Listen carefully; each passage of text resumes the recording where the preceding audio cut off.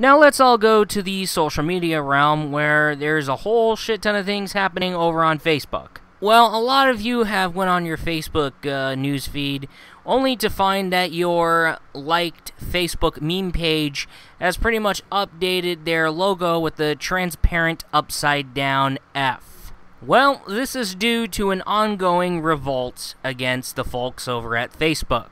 And before I go ahead and continue, I want to clarify that there is no normie jokes involved. Alright? There are currently allegations against the people working on Facebook, including Mark Zuckerberg himself. However, you are asking what allegations. They are said to be pretty much deleting meme pages left and right. However, not only that, blocking content from other meme pages so that nobody sees them. They are also said to have a bias or favorability, like say how someone's post ends up being randomly deleted for quote-unquote violating the terms of service, but however when it comes to the other guy that's posting something that's way worse than the one post that was randomly deleted, like say one of those little stop scrolling and type amen pictures involving dead bodies or dead bodies covered in their own blood, getting away scot-free. Basically, it's this basis of, okay, this guy is doing this, but he isn't getting in trouble, but I do that, but I'm getting in trouble somehow. However, despite the fact that the guy doing this is more obviously violating rules, it's out there, it's up there, but somehow I'm doing that and I'm getting in trouble for that because it somehow breaks the rules. However, I do want to comment on the infrastructure of how Facebook works. And this is where more and more people get rebellious, and they pretty much end up sneaking in a post that violates a rule on the terms of service. Okay, when you have created your account on Facebook, you've only created your private profile. And your private profile is your main profile. Now, when it comes to your main and private profile on Facebook, you can make a status post, but unless you set it to public, nobody will ever see it unless you accept them as a friend. So, in order for someone else to take a look at your status post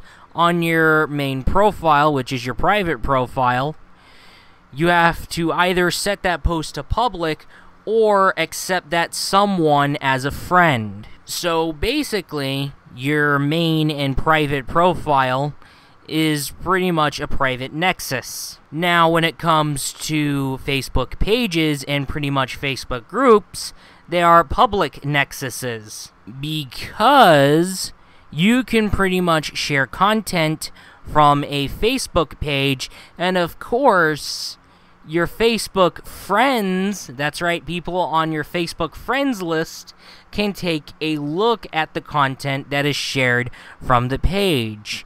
And not only to mention, when you hit the like button on the page, you are updated to what they put on their wall. Not only that, you can write on their wall if you have the privilege. Facebook groups, you get added to the group or you join the group. You get updates to your news feed about any new posts uploaded to the Facebook group, because the Facebook group has their wall too. However, when it comes to Facebook groups, you can set the group to public or you could set the group to private. When it comes to Facebook groups set to private, whatever happens in the Facebook group stays in the Facebook group. When the Facebook group is set to public, you can post something on the Facebook group. However, you can invite your friends on your private Facebook friends list to take a look at what you posted on that group. Now, compared to joining a public Facebook group and joining a private Facebook group, now when it comes to joining a public Facebook group, it's easy. Just hit the join and you're in the group. Now when it comes to private Facebook groups, you have to have one of the Facebook admins say, okay, you can come in. Or you have to have your friend who is in that group invite you in there. So basically, it's ask if you can come in or get invited. Now, because you have all these public and private sectors that are created, now here's where people are coming from. So I have been invited into 2 private Facebook groups 100% dedicated to hentai. And despite the writings obviously saying, hey, this Facebook group is dedicated to hentai, make sure you are 18 years old or older. The 2 hentai dedicated Facebook groups that are entirely private ended up being removed entirely because of a violation of community guidelines. However, someone complained and, yes, provided visual evidence, and I had this shit happen to me too, that he went and reported a photo of 3 girls that were apparently hanged to death.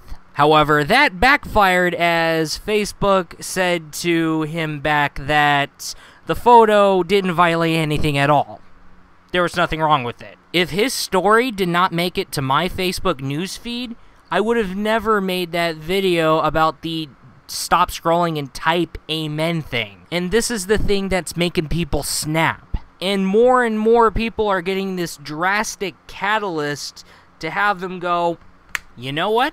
How about if I take my Facebook photo and apply that upside down F filter because I'm getting sick of this shit. Facebook is not like Twitter where everything is public. However, instead, Facebook operates with private nexuses and public nexuses. And now, because they have that in their mind, people are asking why. Why? Yes, I am aware that people have a tendency to ruin things for us. But that doesn't hide the fact that not only things need to be clarified better, but there are some rules that make no damn sense at all. Because if it keeps going the way that it is, Facebook and workers of Facebook may face more allegations and more accusations. And here's another thing. When one day becomes the day where Facebook stops being the only show in town, expect less and less newcomers because the newcomers learned of the horror stories. I hope they try to find a way they can do to make up for it, because otherwise there is such thing as a bad ending. Alright, that is all, and I'll be looking forward to you in the next video.